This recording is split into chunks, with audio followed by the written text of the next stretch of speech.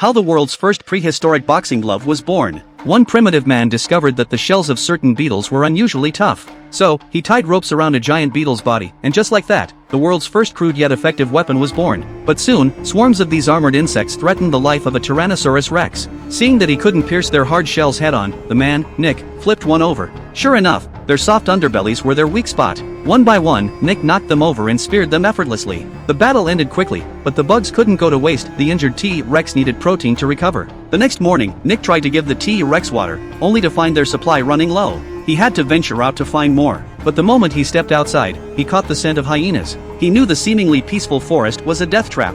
Quickly, he rolled boulders to block the cave entrance, sealing the T-Rex inside for safety. Yet as soon as Nick left, the T-Rex stirred awake at the faint rustling outside. The lurking hyenas were already moving in, circling the cave. The weakened dinosaur tensed in fear until a furious roar echoed through the trees. Nick had returned just in time, lunging into a bloody clash with the hyenas. Outnumbered, he soon retreated into the cave, battered and bruised. Seeing Nick's wounds, the T-Rex struggled to stand, wanting to fight alongside him, but its injured leg still throbbed with pain. Understanding its determination, Nick gestured for it to rest. He'd handle the hyenas himself. Then, his gaze fell on the dead beetles scattered across the cave floor. A grin spread across his face. And so, the world's first prehistoric boxing glove was born. Donning his makeshift weapon, Nick crawled out of the cave only to find an endless sea of hyenas waiting. They attacked in a frenzy, but Nick fought back ruthlessly, his hardened beetle shell glove smashing through the pack. He grew fiercer with each strike, even leaping into the heart of the mob. But the hyenas were too many. Nick began to falter until, with a thunderous roar, the T-Rex burst from the cave.